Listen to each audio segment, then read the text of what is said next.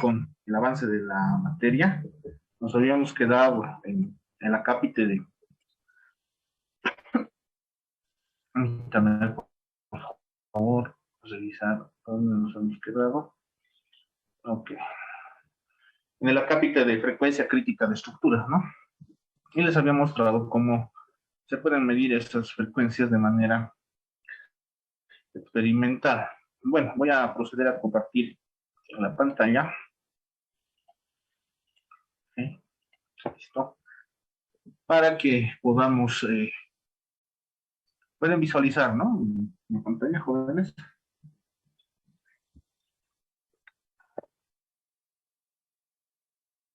Ok. Bueno, les pido disculpas porque no he todavía subido el video de la anterior clase, ni de las anteriores clases. Estoy teniendo un poco problemitas de tiempo, nos está llegando mucho trabajo al instituto y la verdad ya no se puede. Ya estamos haciendo la evaluación estructural de un edificio del Estado Mayor del Ejército de Bolivia. Esta mañana vinieron justamente a cancelar, ¿no? El, el monto, así es que vamos a estar muy ocupados ahí, ¿no?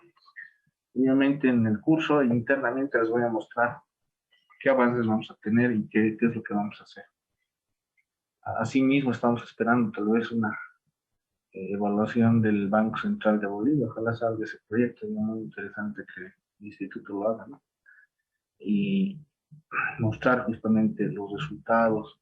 Siempre es bueno mostrar, combinar la parte práctica con la parte teórica, ¿no? Siempre es bueno tener esa combinación, esa sinergia.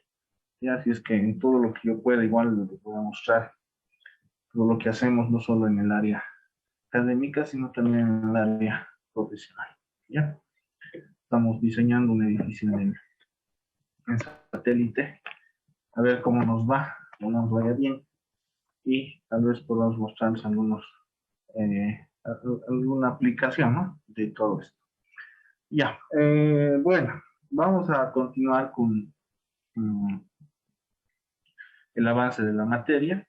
Primeramente vamos a hablar sobre los materiales constituyentes del hormigón, que es donde lo que nos toca justamente para realizar lo que nos toca para continuar con el avance. Primeramente vamos a hablar del hormigón, ¿no? Ustedes han tenido un curso bastante, creo, completo de hormigón, ya, que lo han llevado con el profesor Fernández Luto, ¿no? Entonces, ya tienen el conocimiento de lo que es el hormigón, de cómo obtener un buen diseño de hormigón en el sentido de sus materiales constituyentes y su puesta en obra, ¿no? Que eso es lo importante, ¿ya? En ese sentido, lo que vamos a leer a continuación es prácticamente un resumen. Para definir ciertos parámetros, diría yo. Primero, en lo que se refiere al control de calidad, ¿ya? En las recomendaciones que se especifican en la normativa. Y posteriormente, los modelos matemáticos que gobiernan el comportamiento del... Iniciaremos dando lectura a la cápita que dice: habitualmente, el hormigón de una estructura es definido en el proyecto fijando tres de sus tamaños, de sus parámetros fundamentales: el tamaño máximo, el árido, la consistencia y la resistencia. Estos tres constituyen en los datos de partida, por así decirlo, del diseño de hormigón que se va a utilizar en la obra.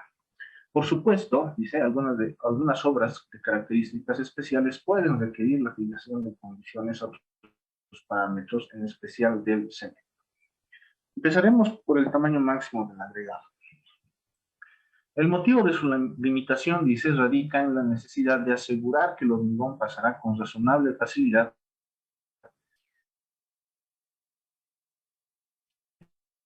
entre las armaduras o entre estas, ¿no?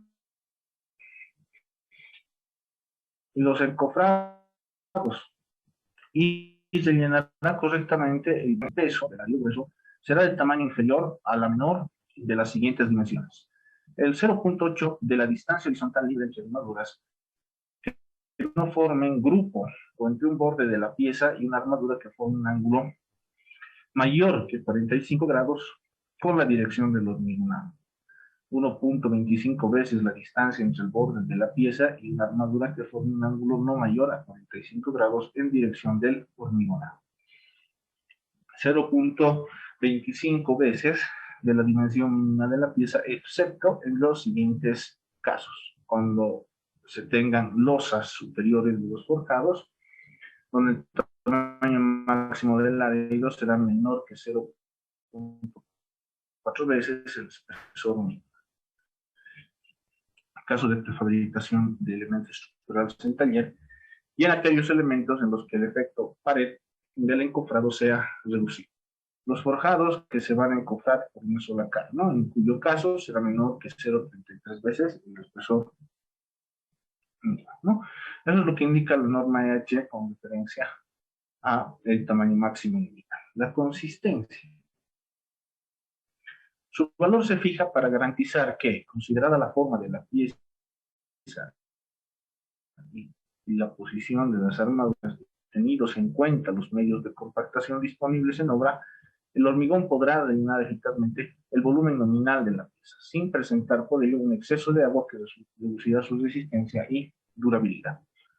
De acuerdo con la instrucción EH08, la consistencia se mide mediante el cono de Abrams.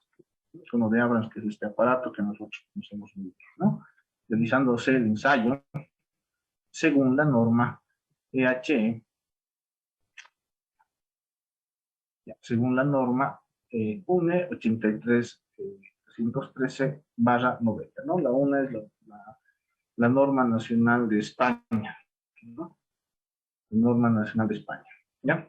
La consistencia del hormigón se clasifica de acuerdo a la tabla 11.4, ¿no? Donde nos muestra la consistencia definida por su tipo. ¿Qué tipo de consistencia se va a presentar en obra? Generalmente una consistencia seca, una consistencia plástica, una consistencia blanda y una consistencia fluida. La tolerancia que se tiene para estas situaciones o estos tipos de consistencia varían de 0 a más o menos 2, ¿no? En sus diferentes tipos, ¿ya? Y el intervalo que justamente va a definir la consistencia seca en centímetros estará de 0 a 2, en la consistencia plástica de 2 a 6, en la consistencia blanda de 5 a 10 y en la consistencia fluida de 8 a 17, ¿no? Ahora, cabe recordar o remarcar que estas consideraciones no contemplan, ¿no?, la aplicación de algún aditivo en particular. Es netamente el hormigón con sus componentes características, que son el cemento, la arena, la grava y el agua. ¿Ya? La forma de medición, pues el procedimiento usted lo conoce muy bien, lo han desarrollado justamente en el uso de tecnología del hormigón, así que sería redundante y pues pasaríamos de largo el procedimiento de control de la consistencia del cono de Abrams. Por una parte tenemos la consistencia definida por su tipo y por otra la tabla 11.5 nos muestra la consistencia definida por su asentamiento, ¿no? Asentamientos entre 0 y 2 con la tolerancia de más o menos 1, pues se denominaría con la letra A, ¿ya? Más o menos 1, donde A es la consistencia especificada en centímetros. Entonces tenemos tres tipos de consistencias, entre 0,2, entre 3 y 7, y entre 8 y 12. ¿Ya? ¿Qué dice la normativa respecto a la resistencia a la compresión? ¿No? Es la característica fundamental del hormigón y de hecho la mayoría de sus cualidades crecen paralelamente a la resistencia y se miden y se controlan a través de el término resistencia del hormigón carece en sí mismo de sentido. La resistencia de un mismo hormigón, dice, depende de entre otras cosas del tipo de dimensión de la cubeta empleada y de su edad y condiciones de conservación. ¿Ya? En la instrucción EH08 se emplea como prueba normalizada en la cilíndrica de 15 centímetros de diámetro y 30 centímetros de altura, curada a una humedad relativa no inferior al 95% y a 20 más menos 2 grados centígrados de temperatura, y rota en estado húmedo a los 28 días, ¿no? Esto es una primera definición que nosotros podemos encontrar de lo que es la resistencia, ¿no? Más adelante vamos a discutir un poquito más sobre estos párrafos, ¿no? También la resistencia se enfoca desde un punto de vista probabilístico. Y la instrucción EHE08 define la resistencia considerada en el proyecto y establece el método de control durante la ejecución basándose en consideraciones probabilísticas. Por ello, introduce el concepto de resistencia característica, que es el valor que presenta un nivel de confianza del 95%, o lo que es lo mismo, cualquier probeta muestra del azar tiene una probabilidad de 95% de superar dicho valor. La resistencia característica, entonces, las resistencias del hormigón, si las resistencias del hormigón constituyen una población con distribución gaussiana, el valor característico, que es el cuantil 0,95, viene dado por la siguiente expresión, donde FCK es igual a FCM, que es la resistencia media, multiplicado 1 menos 1,64, la desviación estándar. Delta, obviamente, es la desviación cuadrática media relativa o coeficiente de variación de los valores de las resistencias. Esta es la fórmula para convertir, por un lado, una vez teniendo la resistencia media, a resistencia característica. Entonces, ¿cómo se designan los hormigones según la normativa? Según la normativa, los hormigones se designan primeramente con la letra H, seguido de un valor, ¿no? Por ejemplo, 25, 30, 35, 40, 45. Ese valor que sigue a la letra y al guión, que ustedes pueden ver ahí, es la resistencia característica, ¿no? Característica que se quiere llegar a obtener, ¿no? Por ejemplo, un hormigón de resistencia característica de 20 megapascales se denominará o se designará como H20. Un hormigón de 100 megapascales se designará con HS, ¿no? ¿Cuál es su campo de aplicación? Para hormigón en masa, ¿no? Un H20 o inferior, ¿no? Algunas especificaciones de la alcaldía, por ejemplo, para muros de contención se está especificando un valor de 16 megapascales, ¿no? Como elemento de unión entre el elemento desplazador, justamente el volumen de hormigón que se quiere construir. Y el volumen de muro de hormigón que se quiere construir. Entre 20 y 30, diremos así, no recomendable para hormigón pretensado, sino para hormigón armado. Es por obvios motivos que no se utilizan estas categorías para el hormigón pretensado. Alguna vez se utiliza 28 megapascales, ¿no? Alguna vez se ha utilizado 28 megapascales. El día de hoy, por ejemplo, recibí una llamada de un colega de Santa Cruz que está necesitando un asesoramiento sobre dos tipos de hormigones, un H21 y un H35. Y lo que les decía en clases a muchos de mis alumnos, por ejemplo, ¿qué pasa cuando estás en un lugar alejado de la ciudad? ¿No? Y estás construyendo un puente de hormigón pretensado. Necesariamente necesitas hacer la dosificación en el sitio, ¿no? Entonces, no es tan fácil, ¿no? Y lo que me decía y me sorprende, que me decía este colega, toda la vida he utilizado mixer. En todas las obras que he estado, en todos los puentes, edificios que he hecho, he utilizado mixer. Y cuando ahora se le presenta un problema, ¿no? Se le presenta el problema de que está en el área rural. En el área rural es muy difícil, muy caro, ¿no? Traer un mixer, ¿no? Utilizar un hormigón premezclado. Entonces, después de esta clase voy a tener una larga conversación con él. Obviamente esa conversación es de paga, ¿no? Porque me está pagando justamente para asesorarlo en cómo vamos a encarar esta situación. Muy interesante su caso de estudio porque en el Oriente no hay agregado. Entonces, está viendo la manera de traerle una cooperativa, si no me equivoco, algo así me dijo, para hacer llegar el agregado a lugar de obra. Y claro, él sabe que un hormigón pretensado y el hormigón que se utiliza para pretensado tiene que tener un alto control de calidad, ya, un elevado control de calidad. Porque como ustedes pueden ver aquí, en las categorías existentes, bien, los hormigones que se usan por hormigón pretensado oscilan entre los 35 y 50 megapascales fácilmente, ¿no? Ya los hormigones entre 55 y 100 megapascales son recomendables para hormigones de alta resistencia. Entonces, este gráfico Fíjense, nos muestra la distribución de resistencias a la compresión del hormigón. Obviamente este valor S es el sigma, ¿no? El sigma que nosotros hemos visto. ¿Ya? Este vendría a ser el delta, ¿no? Y coeficiente de variación. Coeficiente de variación. Y fíjense que este FSK es el valor con el 95% de probabilidad de que cualquier probeta que nosotros tengamos, supere o iguale este valor, ¿no? Entonces este valor, fíjense, es cuando tenemos una resistencia media que sigue esta distribución. Estos son, si yo lo graficaría en términos de barras, por ejemplo, son es un pequeño gráfico de barras, ¿no? De una cantidad de probetas, ¿no? Que han sido ensayadas. ¿Ya?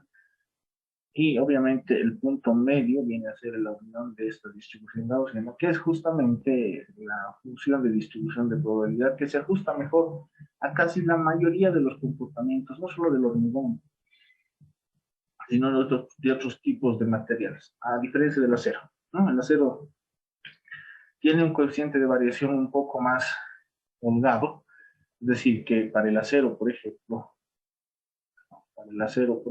la curva de distribución gaussiana va a ser así más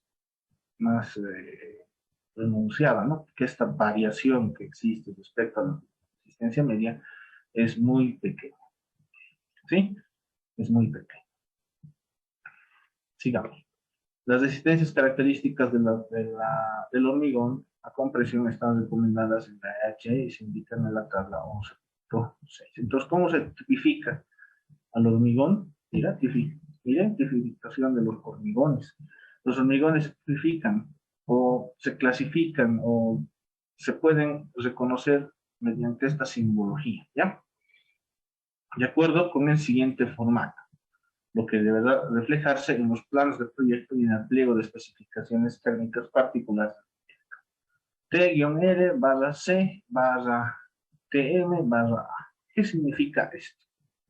T es el indicativo que será hormigón, que será HM en el caso de hormigón en masa, HA en el caso de hormigón armado y HP en el caso de hormigón pretensado. R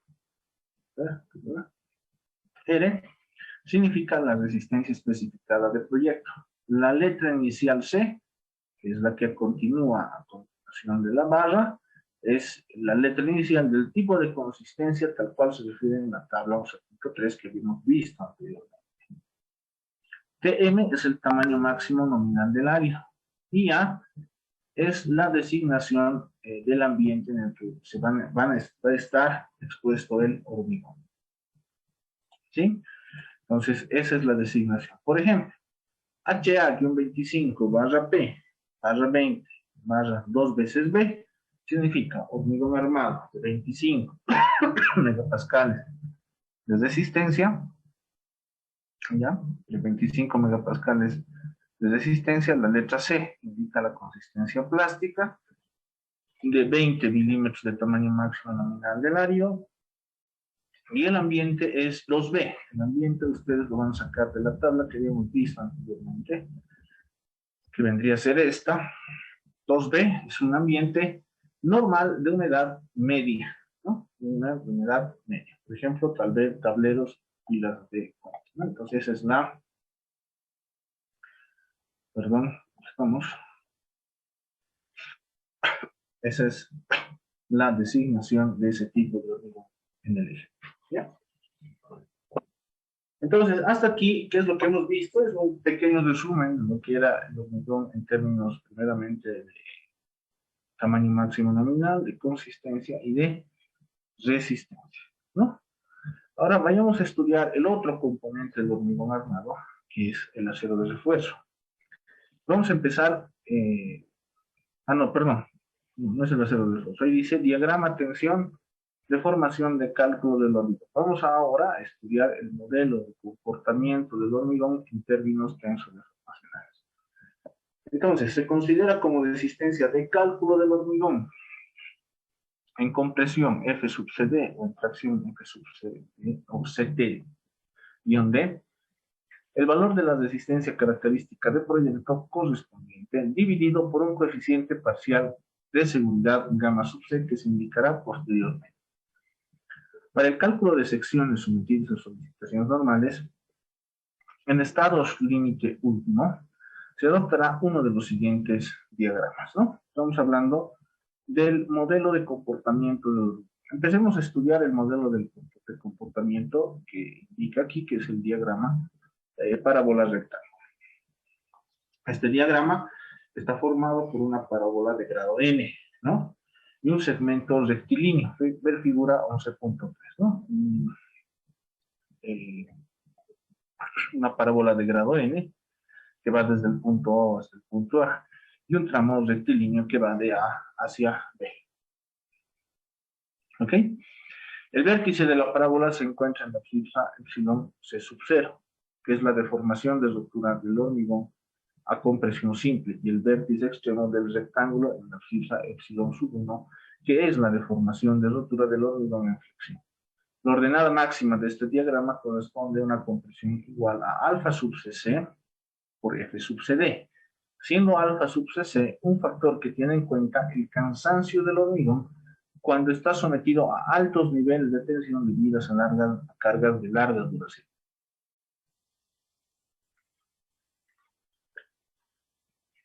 En esta instrucción indica se adopta el valor de alfa sub cc igual a 1. Entonces, explicando un poco qué es lo que está pasando aquí, tenemos una sección parabólica de grado M, llegando a un punto A, y a partir del punto A hacia el punto B, una parábola o un sector rectilíneo, ¿no? Un sector rectilíneo. Por otra parte, este sector rectilíneo, este segmento rectilíneo, es justamente limitado por F sub CD. ¿Qué es F sub CD? F sub CD es igual, dice, a F sub YK, que es la CK, que es la resistencia característica, dividido entre un coeficiente parcial de seguridad que más adelante nos van a mostrar. En el punto A, donde termina justamente el segmento parabólico, hay una deformación que lo ha denominado alfa sub C0, ¿no? Y en el punto B, que es donde justamente falla el hormigón, nos muestra una deformación epsilon sub C1, ¿ya? Epsilon sub C1. ¿Qué es alfa sub C0? Alfa sub C0 es la deformación de rotura del hormigón a compresión simple. Perdón, no es alfa, es epsilon sub C0, ¿no?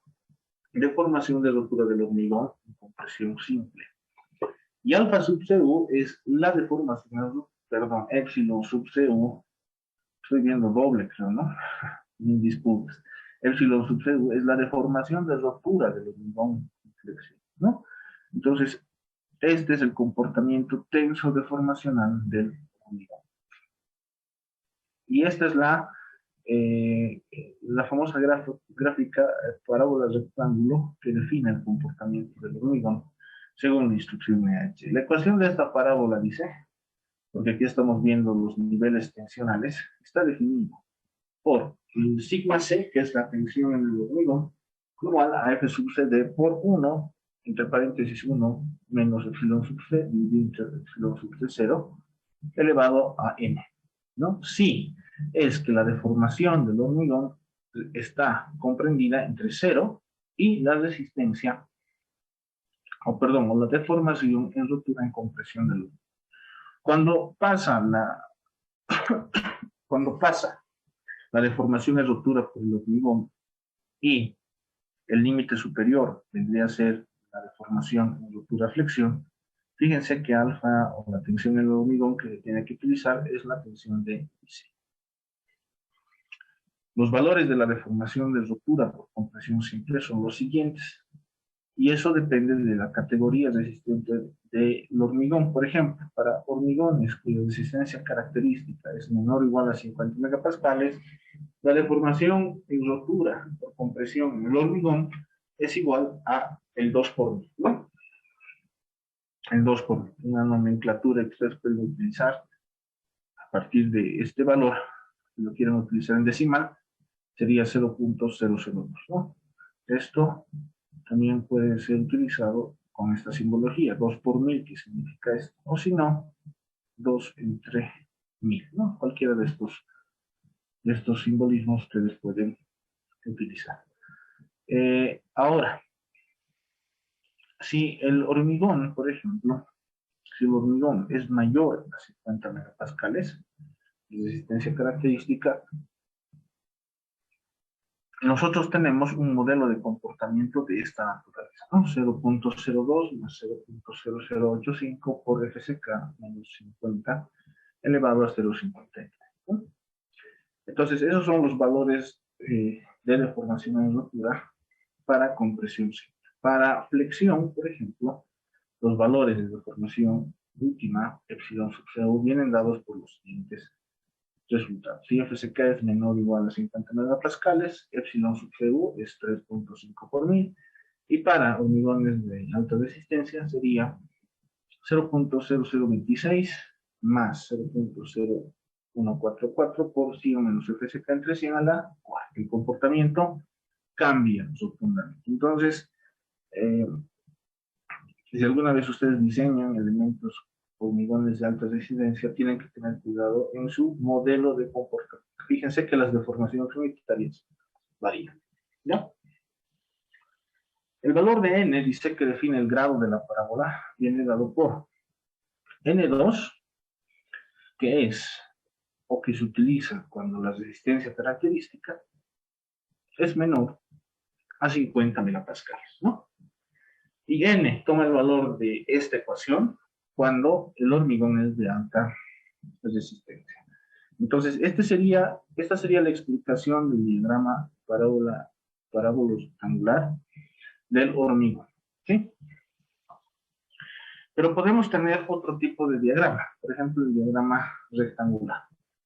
Está formado, dice, por un rectángulo de tensión constante eta F sub CD y una altura y igual a lambda por x, siendo x la profundidad del eje M, siendo los valores de eta y lambda, el valor de lambda 0.8 si la resistencia es menor a 50 megapascales. Y lambda toma la forma de esta ecuación si el hormigón es mayor a 50 megapascales. Eta es igual a 1 si el hormigón es menor a 50 megapascales, y eta tiene una variación cuando el hormigón es de alta resistencia. Sí, entonces, fíjense, aquí tenemos una sección del hormigón y tenemos una sección del hormigón cualquiera de altura h, donde tenemos por un lado las deformaciones. Fíjense que aquí en este punto está definido, pasa el eje neutro de la sección. X vendría a ser la profundidad del eje neutro desde la zona más comprimida. Esta vendría a ser la zona más comprimida, ¿no? El diagrama parabólico rectangular es un diagrama que tiene esta forma, ¿sí? Esta forma de aquí, así vendría a ser el diagrama parabólico rectangular. Disculpen por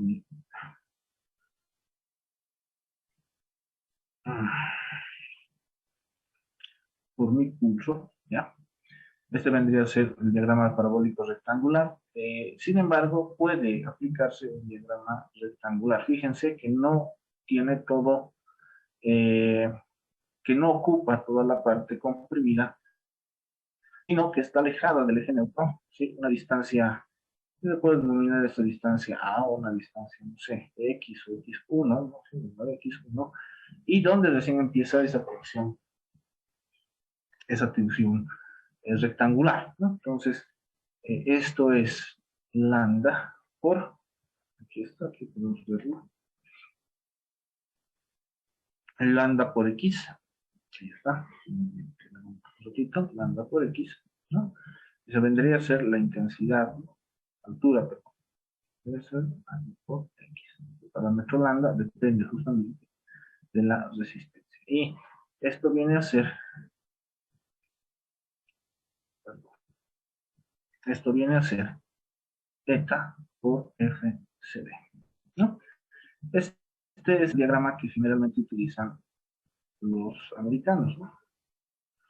A esta profundidad, nos llaman la profundidad del bloque de Whitney, ¿no? Esta es la teoría de Whitney. ¿Ya? Y este valor de eta es 0.85 veces FCD, ¿no? Esa es la equivalencia entre la normativa americana, ¿ya? Se debe hacer la diferencia entre la normativa americana.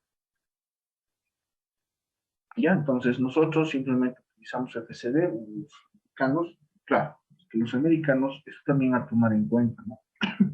Los americanos utilizan el FC', que la equivalencia en la normativa española vendría a ser el FCK. Entonces aquí, ¿qué estamos colocando? Eta por FCD, ¿no ven? Ellos no utilizan el de diseño, ¿ya? No utilizan el de diseño. Utilizan necesariamente la característica. Entonces, si nosotros queremos volver a esto, queremos transformar para el bloque de Whitney, ellos utilizarían 0.85 veces, como les había dicho, FC', ¿no? Entonces, su coeficiente parcial de seguridad en términos de FCD, porque recuerden que FCD es FCK, el coeficiente parcial de seguridad del hormigón. Si nosotros queremos conocer esto en términos de terminología americana, tipo española, tendríamos que dividir, ¿no? Este valor entre 1, ¿no? Este valor de 0.85. Y 1 dividido entre 0.85 es 1.17, ¿no? 1 entre 0.85 sería 1.18. Ese sería el coeficiente parcial de seguridad que utilizan los americanos, ¿no? Entonces su alfa C o gamma C en términos del ACI sería 1.18. ¿Sí? De esa manera llegarían a este valor y utilizarían la equivalencia del bloque de Whitney para sus cálculos, ¿no? Entonces esa es la diferencia. A ver, vamos a hablar un poquito del coeficiente parcial de seguridad. Habíamos dicho que es este, ¿no? Este es el símbolo del coeficiente parcial de seguridad. Haciendo esta pequeña transformación, algo similar en el enlace y que no existe porque ellos utilizan directamente coeficientes de carga y coeficientes de materiales. Por eso es el ASI es LRGD. Este coeficiente parcial equivalente sería este valor de 1.18. ¿Ok? 1.18. Eso es lo que sale. Ahora, eso por un lado. ¿Ya? Eso por un lado. Entonces, no se olviden de eso, lo vamos a discutir más adelante. Otros diagramas de cálculo, ¿no? Como los parabólicos, existen varios otros diagramas, indica como los parabólicos, los bisectilíneos, los trapezoidales, etc. Se aceptarán siempre que los resultados con ellos obtenidos concuerden de una manera satisfactoria con las correspondientes a los del diagrama parabólico rectangular o que queden del lado de la seguridad. Bien.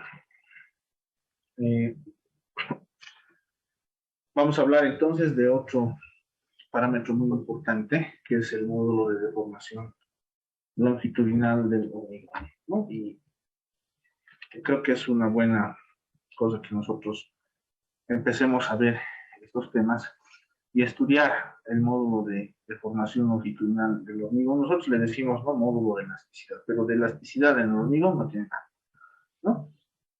Existen generalmente tres clases de módulos de formación longitudinal en el hormigón y cada uno se emplea según el uso que se le quiere dar, ¿no? Según la situación de diseño. ¿Ya?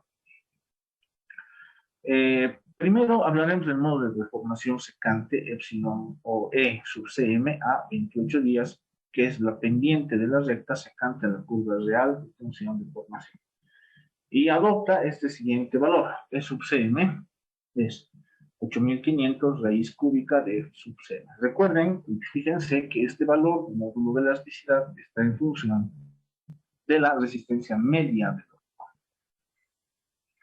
Dicha expresión es válida siempre que las tensiones en condiciones de servicio no sobrepasen el valor de 0.4 veces el FCM, siendo FCM la resistencia media a la compresión de 28 días. Para cargas instantáneas o rápidamente maleables, el módulo de deformación longitudinal inicial del hormigón, que es la pendiente de la recta tangente de origen, a la edad de 28 días puede formarse como epsilon sub c 10.000 veces la raíz cúbica de f sub c. Entonces aquí tenemos un gráfico en donde se nos presenta el diagrama nodal de tensión de formación del hormigón. Tenemos, fíjense, aquí no es una curva, como les explico, no es una curva que tiene proporcionalidad entre tensión y deformación, ¿sí? Sino es completamente plástica, ¿no? Completamente plástica. Entonces, al ser este material, hormigón, un material, ¿cómo lo define Jiménez Montoya, por ejemplo? Elasto viscoplástico, ¿no? Así lo define Jiménez Montoya. Por esa variabilidad y por esa complejidad de los materiales, su comportamiento también es complejo. Más aún en términos de tensor de formación, ¿no? Por ejemplo, el módulo secante, ustedes agarran, por ejemplo, aquí voy a pintar este punto y voy a trazar una tangente, ¿no? Entonces, aquí tengo un primer módulo de elasticidad, un módulo de deformación de elasticidad que vendría a ser la derivada de la tensión respecto a la derivada de la deformación unitaria, ¿no? En cualquier punto yo puedo tener un módulo de deformación longitudinal tangente, ¿ya? Los que más se utilizan son los módulos de deformación secante, que es agarrar un punto y unirlo, ¿ya? Unirlo con el punto con el punto origen, y ese sería el módulo de deformación longitudinal secante. Siempre y cuando, dice, no sobrepase la tensión de 0.4 veces FCM, recuerden, resistencia media, ¿ya? Ahora, ¿por qué decimos que no es que es un comportamiento plástico? Porque fíjense, alcanza una deformación en el punto D, tal que al quitar la carga que se ha producido hasta ese punto, no recupera su deformación y queda una deformación permanente, ¿no? Aquí tenemos una deformación permanente, ¿ok? Entonces, esos son los tres tipos de módulos de elasticidad. Inclusive existen investigaciones que han tratado de hacer algo más, pero eso es lo que se tiene en la bibliografía, ¿ya? Ahora, esto es el cálculo de estos valores es un poquito complejo, ¿ya? Pero tenemos que tener en cuenta que estos valores son necesariamente los valores de obra, ¿no? Los valores de obra. ¿Por qué? Porque están en función de la resistencia media, ¿ya? De la resistencia media. Entonces, ¿qué es la resistencia media? Nosotros lo definimos, ¿no? Como despejar la resistencia media debería ser FSK. En este caso, por 1 más 1.74 veces la limitación estándar, ¿no? Entonces podemos despejar la ecuación anterior y tener un aproximado de la resistencia media. Aunque la normativa te da una forma de estimar la resistencia media, pero no es esta, sino una forma de estimar la resistencia media en función de la resistencia característica, en función de las condiciones de obra, ¿no? Condición buena, condición muy buena y condición excelente. Entonces, depende del tipo de control de calidad que se tenga, ¿ya? En ese caso, se puede determinar el FCM en función de las condiciones de obra, ¿no? Ok. Entonces, mucho cuidado con esto. ¿Sí? Esto ya, consejos que les voy a dar de manera, ¿cómo les puedo decir? De manera ya práctica para la vida profesional, ¿ya? Hagamos un ejemplo, no sé, a ver si podemos hacerlo aquí.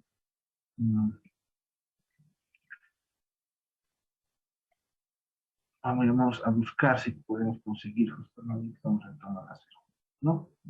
Entonces, por ejemplo, si yo tengo un hormigón, ¿ya? Si yo tengo un hormigón, cuya resistencia característica del proyecto es 25 megapascales. Es decir, con esa resistencia yo voy a realizar el proyecto, ¿no? El diseño, proyecto o diseño, ¿ya? Yo voy a definir la condición de construcción de la obra, ¿no? La condición de ejecución, ¿ya? Permítame, voy a buscar una bibliografía la que pueda explicarles de una manera mucho más, mucho mejor.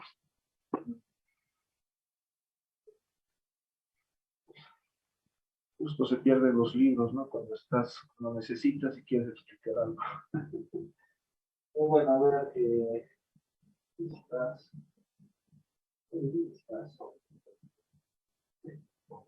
Bueno, a ver, voy a buscar, lo tengo aquí, no sé, pero aquí está. Eh, no me acuerdo mucho las fórmulas, pero vamos a tratar de explicar más o menos y tratar de establecer eh, una comparativa con lo que tenemos actualmente, ¿no? A ver, aquí está. Ahí está, condiciones de ejecución previstas en obra. Entonces, si yo quiero determinar, por ejemplo, imaginémonos que es una condición de ejecución buena. Condición de ejecución buena. ¿Ya? ¿Ya? Entonces, para la condición de ejecución buena, la resistencia media que se estima es 1.35 veces la resistencia característica más 1.5 megapascal. Reemplazando tengo 1.35 por 25, ¿no? 1.35 por 25 más 1.5.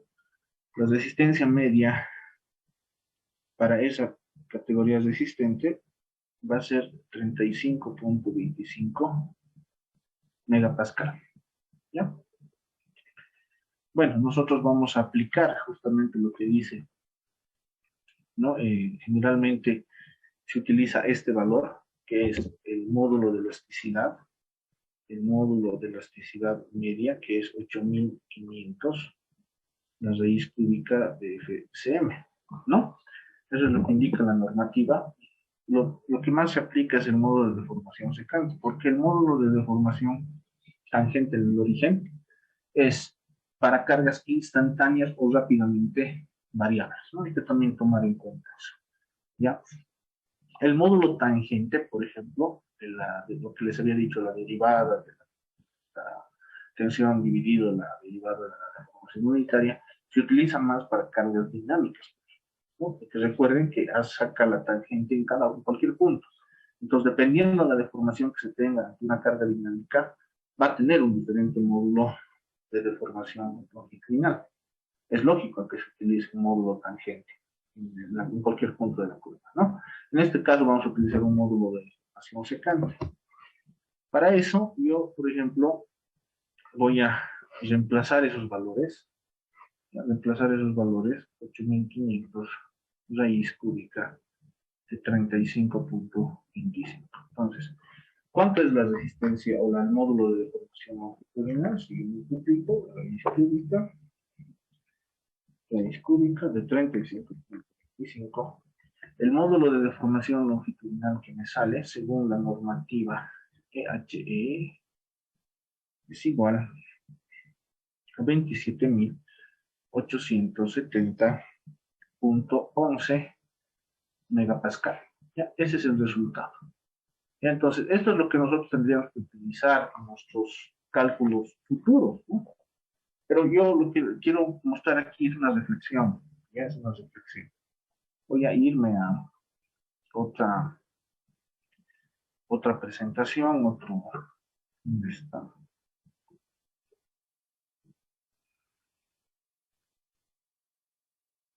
A ver, lo que está aquí. Ok.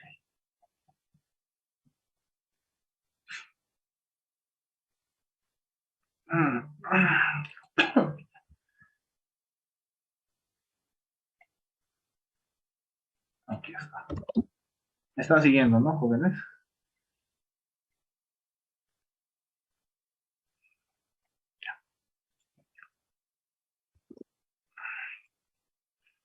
Esta es una investigación que hemos hecho en el Instituto de Ensayo de Materiales. La ACI 31814, que es prácticamente la base de la norma boliviana, 122501, la que está vigente, tiene esta fórmula, ¿no? Utiliza esta fórmula. Módulo de deformación longitudinal según la ACI, que es la que está utilizando la nueva ND, es 4700 raíz de FCK. ¿Ya? Raíz de FCK, que en términos americanos FCK es igual a FC', ¿no? En realidad sería FCK. ¿Cuánto es FCK en nuestro caso? 25. Entonces tenemos 4700 por raíz de 25. 4700 por raíz de 25. Tenemos 23.500, ¿no? 23.500 megapascales.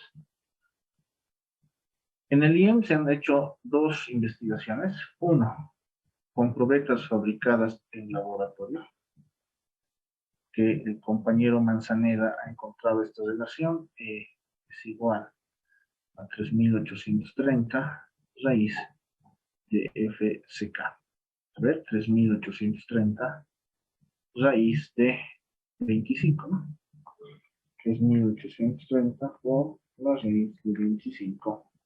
El valor me da 19.150 megapascales. También se ha hecho una investigación en el IEM, pero esto con probetas extraídas de obras de la ciudad de La Paz, cuyo valor de deformación es 2000 veces la raíz de FCK. Los 2000 por raíz de 25. Fíjense, nuestros hormigones preparados a pie de obra tienen un módulo de deformación longitudinal de 10.000 megapascales. Esto es muy importante. Puede ser una causa y una explicación de por qué nuestras estructuras en La Paz están sufriendo muchas patologías. Pues se supone que hacemos bien, ¿no? Hasta el albañil a veces les decimos que haga bien, pero sabemos que no es así. Sin embargo, fíjense, esta es una explicación en la que yo puedo discutir, ¿no? Todos podemos discutir. ¿Cuál utilizamos? La HE, utilizamos la ACI, utilizamos las fórmulas de laboratorio que nos encontré en el instituto. Fíjense, ¿no? Obviamente nosotros podemos calcular las condiciones de ejecución de obra en condiciones muy malas, ¿no? Porque eso también nos permite la EHD, nos dice condiciones previstas de ejecución muy malas, o medias, ni siquiera malas, sino medias. Quiere decir que hay un control de calidad. FCM es igual a 1.5 veces FCK más 2, ¿no? Entonces, aquí obviamente esto va a ser mucho mayor y esto va a ser mucho mayor también, ¿no? Entonces, ¿cuándo reduce la resistencia media? Cuando las condiciones de obra son excelentes, ¿no? Cosa que muy pocas veces aquí lo hacen. ¿No? Sin embargo, esto es una reflexión, ¿no? Una reflexión puede llegar a tener cierta incidencia. Es por esa razón que la nueva norma se tiene que adaptar estos valores a los valores, a la realidad constructiva de nuestro país. Y esto era importante y yo simplemente les voy a poner la ecuación. Que me gusta colocar esta ecuación porque es muy ilustrativa, ¿no? Por ejemplo, es una viga simplemente apoyada, una carga Q, ¿ya? Una carga Q, una longitud L, y lo que yo quiero es esta deformación, esta flecha. La flecha, ustedes saben que tiene una fórmula, 5 veces 384, Q por L a la cuarta, entre E y I. Sabemos que E sobre I es la elasticidad. Pero ¿qué está haciendo el módulo de elasticidad? Está dividiendo, ¿no? Por ejemplo, si E es pequeño, entonces lo más probable es que la flecha crezca. Si E es elevado, lo más probable es que la flecha disminuya. Entonces, si nosotros utilizamos un módulo de deformación longitudinal alejado de nuestra realidad, es muy probable que tengamos exceso de deformaciones, que en nuestro país se ve, ¿no? Se ve y se ve muy visible, ¿ya? Y se nota, ¿ya? Y se nota. Y yo siempre me gusta mezclar, como les digo, la parte teórica con la parte práctica. Y aquí tengo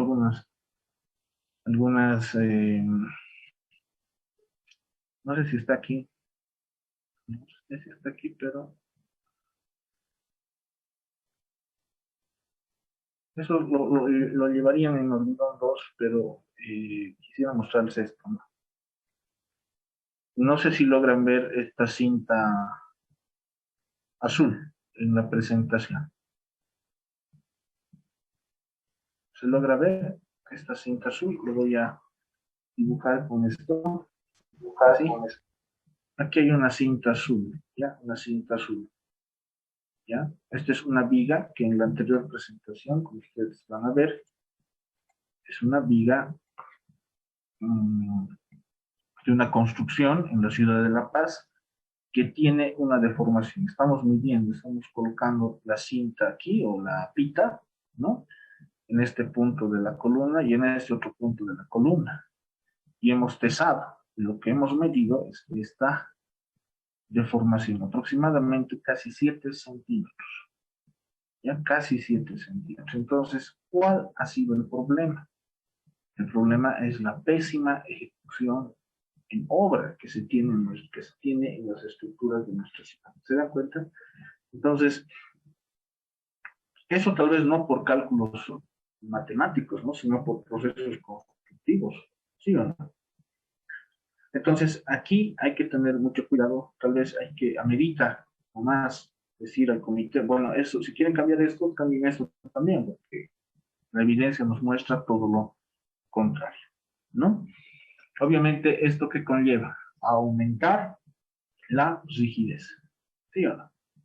Entonces, obviamente vamos a tener estructuras más robustas, pero vamos a impedir que existan deformaciones excesivas. ¿Que va en contra de nuestro criterio de economía? Sí, pero el concepto de serviciabilidad también tiene que estar inmerso en nuestros cálculos. ¿Sí? Bueno, eso les puedo comentar del módulo de deformación. ¿Ya? Para terminar, hablaremos del acero de refuerzo. ¿Ya? Estudiaremos el acero de refuerzo en términos de modelos constitutivos. ¿Ya? Entonces, otra forma de llamar estas ecuaciones o estos gráficos de tensión, de formación o de comportamiento que tiene el hormigón se llama modelos constitutivos. ¿Ya? Pues en algunos libros ustedes revisen y ustedes van a encontrar que esto es un modelo constitutivo del hormigón, así también este, ¿no? Este es un modelo constitutivo del hormigón para esas situaciones. ¿Ya? Bien. Vayámonos con los aceros para el hormigón. A efectos, dice, de esta instrucción, los productos de acero que pueden emplearse para la evaluación de armaduras pasivas pueden ser barras rectas o rollos de acero soldable, alambres de acero colgado o grafilado soldable, alambres lisos de acero soldable. Las secciones nominadas, las masas nominadas por metro, están establecidas en la norma UNE europea 10080/2006. La sección equivalente no será inferior al 95% de la sección. Vamos con las barras y rollos de acero soldable. A efectos de esta instrucción, solo podrían emplearse varias barras o rollos de acero soldable que sean conformes a UNE EN 10180/2006. Los diámetros nominales de las barras colgadas serán definidos de la siguiente manera, ¿no? Los diámetros en milímetros son fabricados desde 6 hasta 40 milímetros, ¿no? 6, 8, 10, 12, 14, 16, 20, 25, 32, 40. Y la instrucción EHE considera solamente dos tipos de acero, designados como B400S y B500S, ¿no? Entonces tiene mucho que ver esto control de calidad de los aceros, para esta tipología de aceros, las corrugas, por ejemplo. Cómo se identifican las barras corrugadas, el fabricante, la categoría, etcétera, ¿no? En nuestro medio tenemos a disposición barras de 6, 8, 10, 12. Después saltamos a 16, 20, 25 y 32. No se fabrican, no llegan barras de 14 milímetros y escasamente, casi nunca, de 40 milímetros, ¿no? A lo mucho que se llega aquí es a 32 milímetros para tener ello. Hay barras 400 S, sí, todavía hay barras de 400 pascales de resistencia. Los aceros Arequipa, por ejemplo, son los que proveen sus aceros. Pero los más comunes ahora son las barras de alta resistencia, que son las de 500 S, las de 500 S, ¿no? Donde las cifras, dice, corresponden a los límites garantizados de 400 megapascales y 500 megapascales. Estos números que están en las barras significa que es la categoría de resistencia, ¿no? B, 400 megapascales de resistencia, barra de 500 megapascales de resistencia. Y ambos se fabrican en calidad soldable. Es por eso que tiene al lado la letra S, ¿no? Eso significa 400 megapascales de categoría resistente y la letra S refiere a soldable. Dado que los aceros de alta resistencia tienen un módulo de elasticidad sensible igual al del acero ordinario, oscilando entre 190.000 megapascales a 215.000 megapascales, al trabajar en tensiones altas, sufren también grandes alargamientos, lo que en principio crearía el peligro de fisuración excesiva en las piezas de hormigón. Este riesgo está paliado en gran medida por el hecho de que las barras son corrugadas, por lo que su adherencia, por lo tanto sus condiciones de anclaje mejoran sustancialmente. El incremento de fisuración producido no es en general excesivo. Para el acero se va a asumir el módulo de elasticidad igual a 200.000 megapascales, 2.1 por 10 a la 6 kilofonios en metros cuadrados. Esa sería la equivalencia inglesa, ¿no? Las características geométricas del corrugado son objetos de comparación experimental que el texto, ¿ya? Para garantizar que proporcionan a la barra una capacidad adherente satisfactoria. El ensayo de adherencia se realiza mediante el método BIM-test, de acuerdo a lo previsto en la norma UNE 36740 del año 97. ¿Y qué es lo que se determina? La tensión media de adherencia, la tensión última de adherencia, que deberán cumplir las condiciones indicadas en la tabla 16 o 11.7 y 11.8, ¿no? ¿Qué dice la tabla 11.7? Características mecánicas mínimas garantizadas de barras corrugadas, ¿no? Tenemos por un lado los aceros soldables y los soldables con características especiales de ductilidad, ambas en las dos categorías que se presentan. Que tenemos límite elástico, que tienen que ser mayores a 400 kilos respectivamente, la carga última de rotura, ¿ya? El alargamiento en la rotura, el alargamiento total bajo la carga máxima, la relación entre Fs, que es la carga de rotura, y la carga de fluencia, ¿no? ¿Cuál tiene que ser esa relación? ¿Ya? Y la relación entre la resistencia de fluencia real y la nominal, ¿ya? Los asteriscos indican que estos valores son para el cálculo de los valores unitarios que se utilizan en la sección nominal, y el de doble asterisco para la relación admisible entre la carga unitaria de rotura y el límite elástico obtenido en cada ensayo. La tabla 11.2 da especificaciones sobre el diámetro de los mandriles. Para las designaciones de 400S y de 500S, habla del doblado y desdoblado, ¿no? El doblado a 90 grados y con otro ángulo 20 grados, ¿no? El diámetro del mandril para aceros menores a 16 milímetros es 5 veces el diámetro de la barra, o para 400 B400S, y 6 veces el diámetro de la barra para B500S. Que es D, es el diámetro nominal de la barra, alfa es el ángulo de doblado y beta es el ángulo de doblado.